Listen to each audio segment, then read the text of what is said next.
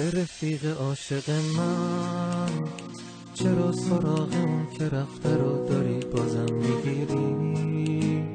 اون بر نمیگرده پیشت بس دیگه بهونه گیری. اگه به فکر اون باشی یه روزی از غصه میمیری. ببین چه حال و روزی داری، تموم زندگیت شده 3-4 تا عکس یادگاری. منتظر یه فرصتی شروع کنی به گریه زاری. این دست تقدیر عزیز من، تو تقصیری نداری. چه رفیق عاشق من، چرا سراغ اون که رفته رو داری بازم میگیری؟ اون بر نمیگرده پیشت بس دیگه بهونه گیری. اگه به فکر اون باشی یه روزی از غصه میمیری. ببین چه حال و روزی داری، تموم زندگیت شده 3-4 تا عکس یادگاری.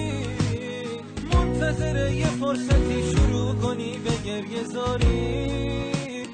این دست تقدیر عزیز من، تو تقصیری نداری.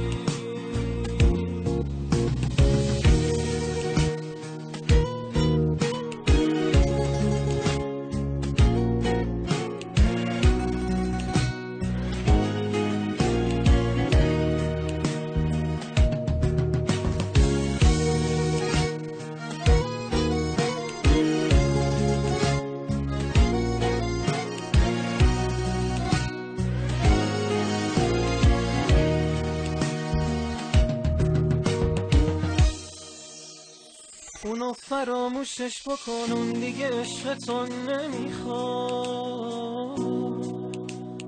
دیگه مثل قدیم اون سر قراراتون نمیاد.